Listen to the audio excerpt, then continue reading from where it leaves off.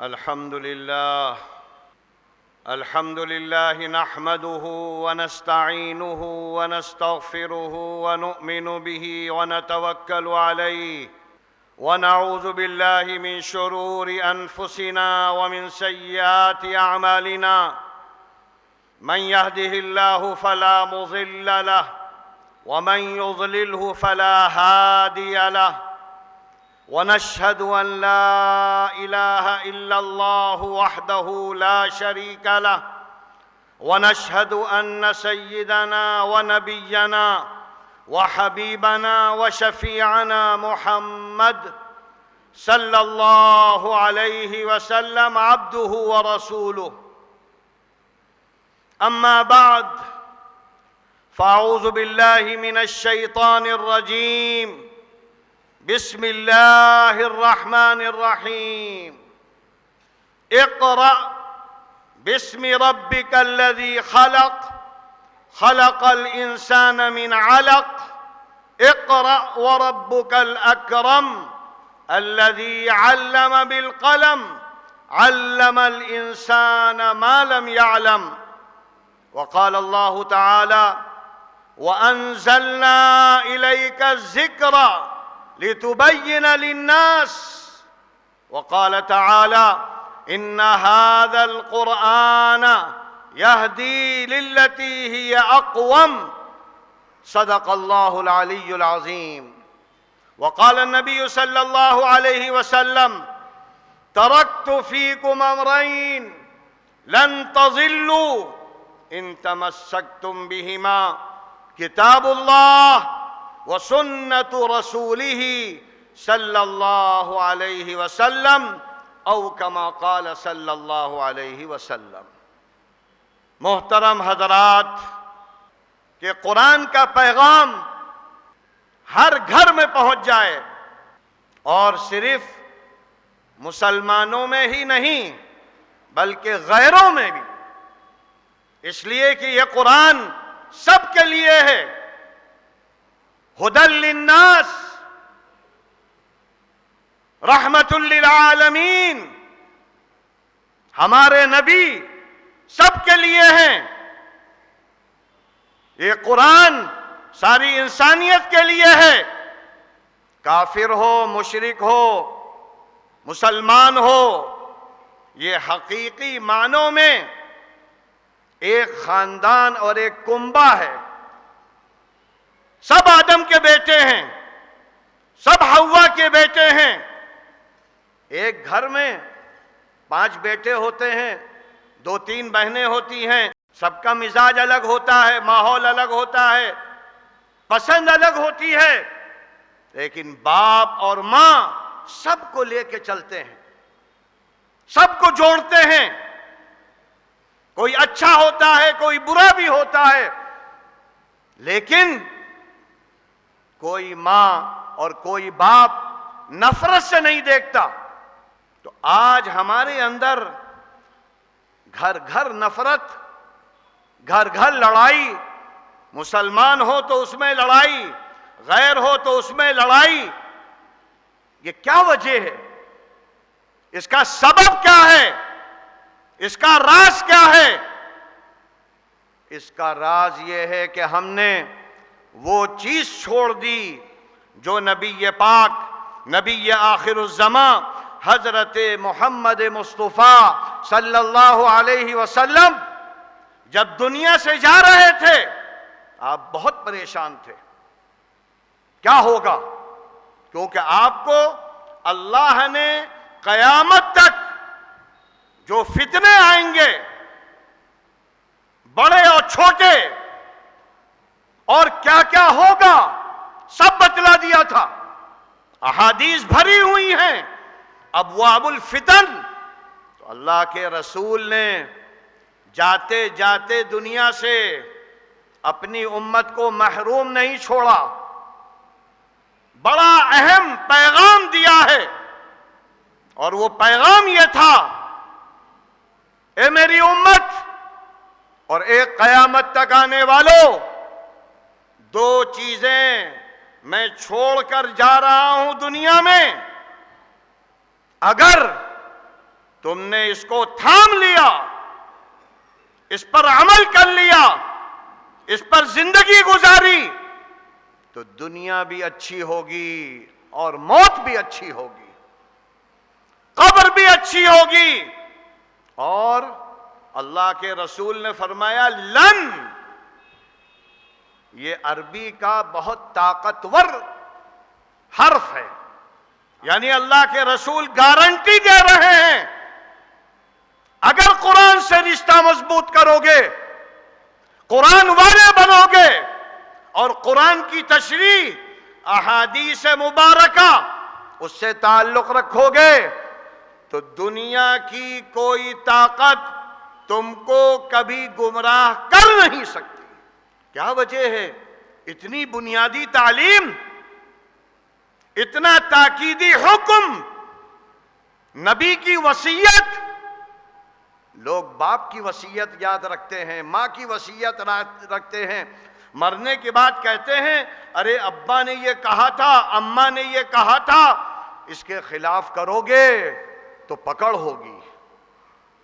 اور نبی پاک، نبی آخر الزمان، خاتم النبیین، رحمت للعالمین، سارے نبیوں کا سردار، جس کو اللہ نے معراج میں بلایا، کوئی نبی نہیں گیا زندگی میں سوائے نبی پاک، نبی آخر الزمان حضرت محمد مصطفیٰ صلی اللہ علیہ وسلم کے۔ اللہ سے ملاقات کرنے گئے، آسمانوں کی سیر کی، جنت دیکھی، دوزخ دیکھی، وہاں کے حالات آ کر بیان کیے۔ ان کی وصیت بھول گئی، امت بھول گئی۔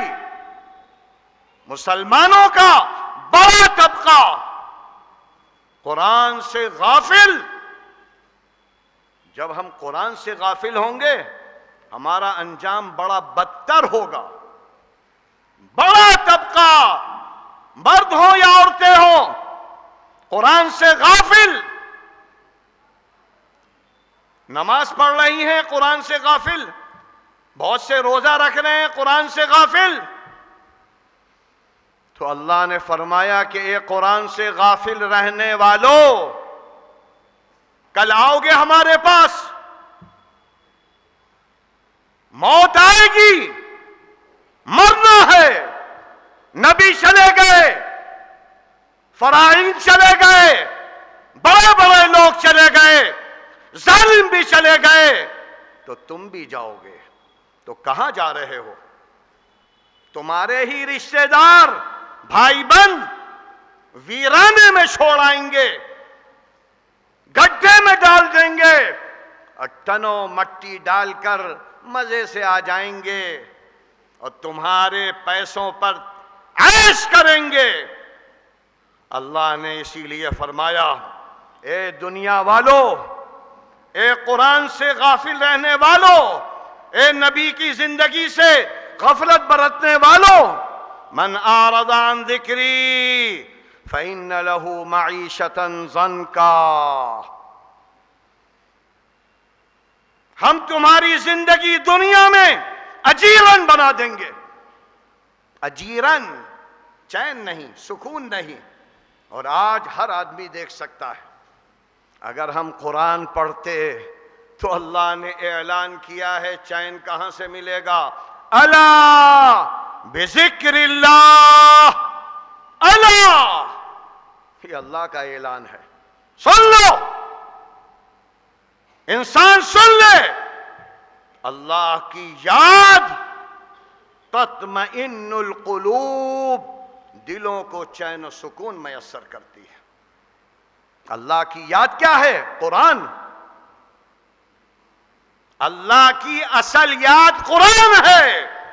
اسی لیے اللہ نے کیا فرمایا نبی پاک، نبی آخر الزمان کو، اے محمد عربی، اے محمد عربی، ہم نے قرآن اتارا،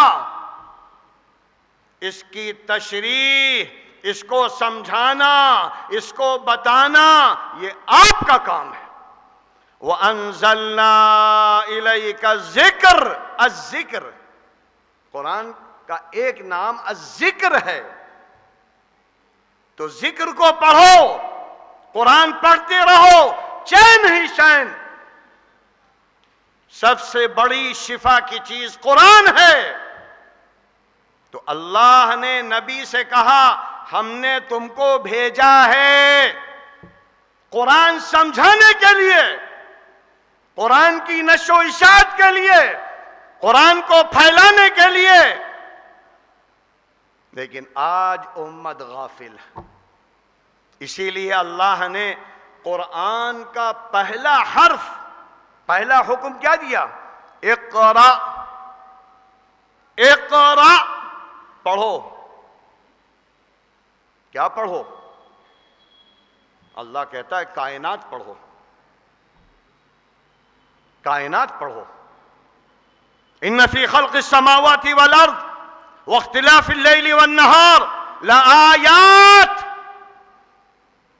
سورج میں نشانیاں ہیں، چاند میں نشانیاں ہیں، ارض و سما میں نشانیاں ہیں.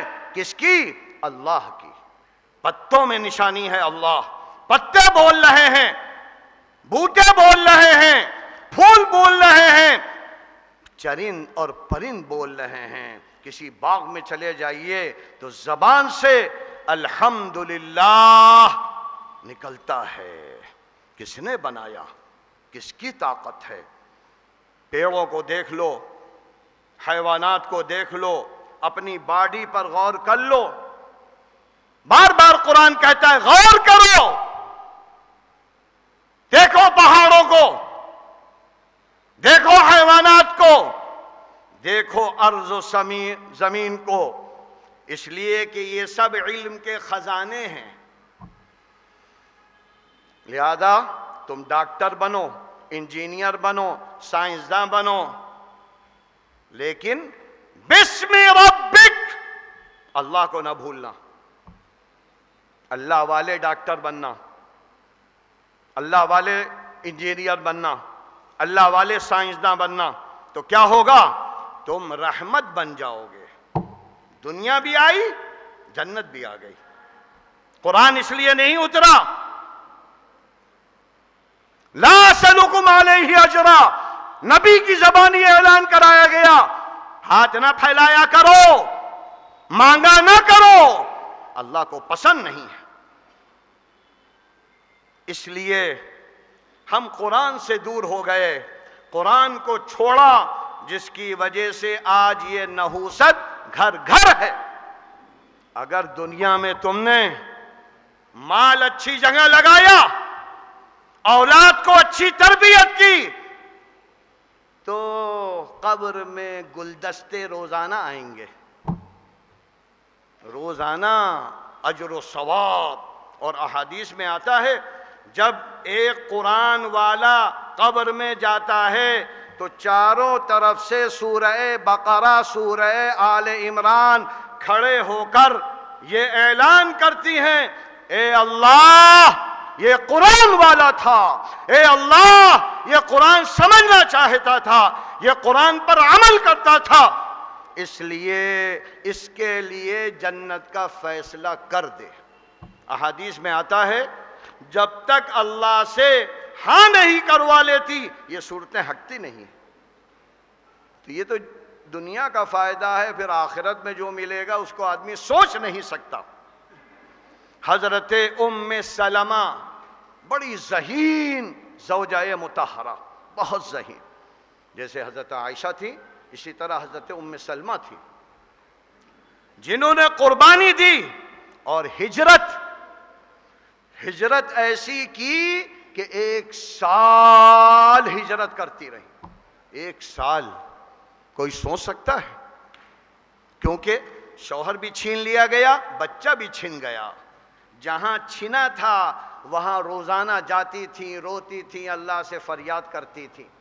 یہاں تک کہ ہجرت ہوئی 1 سال کے بعد، اور قرآن کی آیتیں اتری کہ ہجرت کرنے والوں کو ہم یہ دیں گے، یہ دیں گے، یہ دیں گے، بڑے انعامات. اور عام طور پر قرآن میں جو الفاظ ہیں آپ نے پڑھا ہوگا، اس میں جو صیغہ آتا ہے عربی اعتبار سے وہ مرد والا ہے، لیکن عورتیں شامل ہیں اس میں، اسی لیے قرآن یہ نہیں کہتا الرجال الرجال، وہ تو کہیں کہیں کہا ہے، زیادہ تر کیا کہتا ہے آمینو. تو جو ایمان لایا چاہے وہ مرد ہو چاہے عورت ہو. حضرت ام سلمہ بھی یہی سمجھی، تو انہوں نے کہا کہ اللہ کے رسول، قرآن مردوں کا تذکرہ کر رہا ہے، ہمارا تذکرہ نہیں. 1 سال ہجرت معمولی بات ہے. اللہ کے رسول خاموش ہو گئے، کیا جواب دیں؟ خاموش. تھوڑی دیر کے بعد اللہ کے رسول نے دیکھا کہ جبرائیل امین آ گئے اور کہا ام سلمہ کیا سوال تھا؟ کہا سوال یہ تھا کہ اللہ میرا نام کیوں نہیں لیتا ہے؟ تو پھر قرآن کی آیت، اللہ نے ام سلمہ کو خود جواب دیا، نبی کے ذریعے نہیں، خود کہا کہ جاؤ امین اور تم نبی سے کہو کہ یہ آیت سنا دے ام سلمہ کو. فاستجاب لهم ربهم انی لا اضیع عمل عامل منکم من ذکر او انثی. اللہ نے سن لیا، اے ام سلمہ تمہاری آواز اللہ سن رہا ہے اور جواب دے رہا ہے. کیا جواب دے رہا ہے؟ جو مرد جو عورت کوئی بھی عمل کرے گی تو دونوں کو ہم برابر ثواب دیں گے. مرد نماز پڑھے عورت نماز پڑھے، دونوں کو برابر ثواب.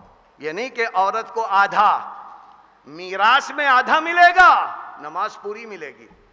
اور میراث میں آدھا کیوں ہے؟ وہ بھی حکمت ہے، اس لیے کہ اللہ نے کہا عورت، لڑکی جنت کی بشارت ہے. لڑکی جس گھر میں پیدا ہو جائے وہ جنت کی بشارت ہے.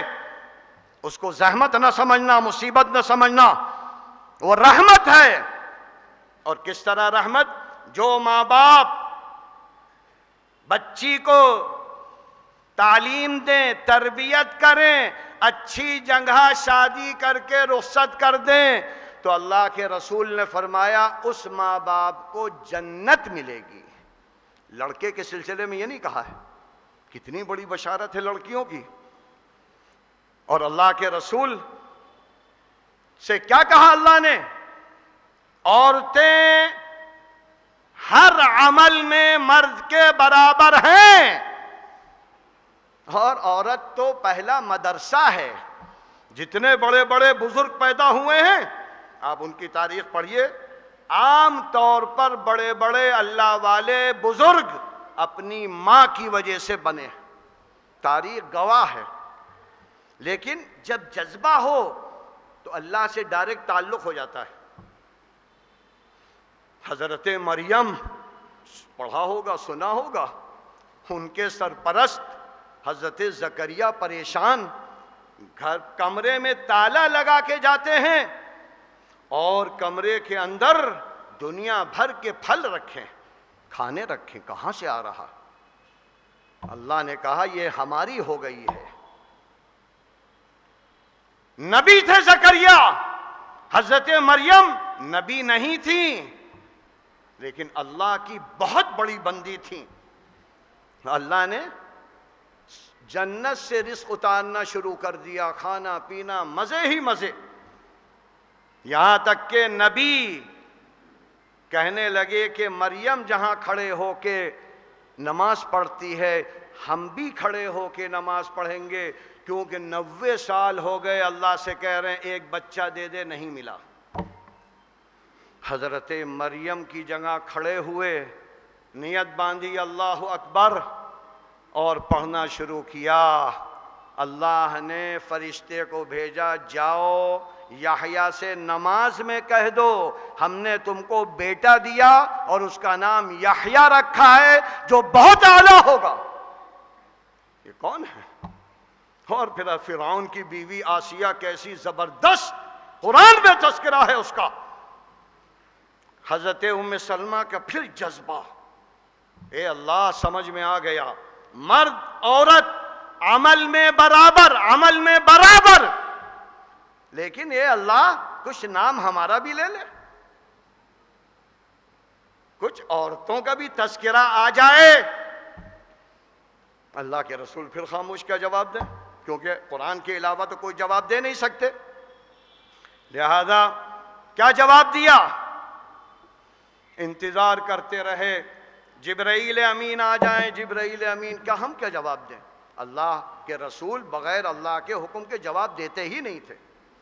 جواب انتظار کے بعد دوبارہ جبرائیل امین آئے اور انہوں نے بڑے اچھے انداز سے حضرت ام سلمہ باغ باغ ہو گئیں، بڑی لمبی آیت لائے عورتوں کے لیے، مرد عورت مرد عورت مرد عورت، ان المسلمین والمسلمات والمؤمنین والمؤمنات والقانتین والقانتات والصادقین والصادقات والصابرین والصابرات والخاشعین والخاشعات والمتصدقین والمتصدقات والصائمین والصائمات والحافظین فروجہم والحافظات۔ ایک اے نماز پڑھنے والی، اے ذکر کرنے والی، اے روزے رکھنے والی، اے پاک دامن عورت سن لے، کیا سن لے؟ اعد اللہ لہم مغفرۃ واجرا عظیما، ہم نے تمہارے لیے جنت میں نہریں ہیں دودھ کی، نہریں ہیں شہد کی، ایسی نعمتیں ما لا عین رات ولا اذن سمعت۔ اللہ کے رسول نے فرمایا بتلا نہیں سکتے، ہم نے تو دیکھا ہے لیکن کوئی لغت ایسی نہیں ہے کہ جنت کی تشریح ہو سکے۔ بس یہ سمجھ لو جو دماغ میں آ نہیں سکتا، جو آنکھیں دیکھ نہیں سکتی، جو ذہن سوچ نہیں سکتا، اس سے زیادہ ملے گا۔ اور اللہ کہتا ہے اے ہماری بندی، ہم تجھ کو محل دیں گے پورا سونے کا ہوگا، ایک محل دیں گے جو چاندی کا ہوگا، ایک محل دیں گے جو شیش محل ہوگا، ایک جوڑ نہیں ہوگا، اور اس میں جو سونے چاندی کی اینٹیں ہوں گی اس میں ہیرے جواہرات کا مسالہ ہوگا۔ کیوں نہیں یقین ہے؟ اگر قرآن پڑھتی تو صحابہ کی طرح پاگل ہو جاتی، صحابیات کی طرح نماز میں روتی گڑ گڑاتی۔ ابو بکر، عمر، عثمان و علی کون تھے جن کے نام لیتی ہو اور محرم میں خوب نام چل رہا ہے لیکن عمل کچھ بھی نہیں؟ اس لیے قرآن سے رشتہ جوڑیے، قرآن والی بنیے اور آپ داعی بن جائیے۔ لہذا اللہ کے رسول نے، یہ تو ام سلمہ کو جواب ہوا، اور قرآن نے کیا کہا؟ اگر قرآن سے جڑی رہی دنیا بھی اچھی، عقبہ بھی اچھی، اور اگر تم نے قرآن کو چھوڑ دیا تو من اعرض عن ذکری فإن له معیشة ضنکا ونحشره یوم القیامة اعمی قال رب لم حشرتنی اعمی وقد كنت بصیرا۔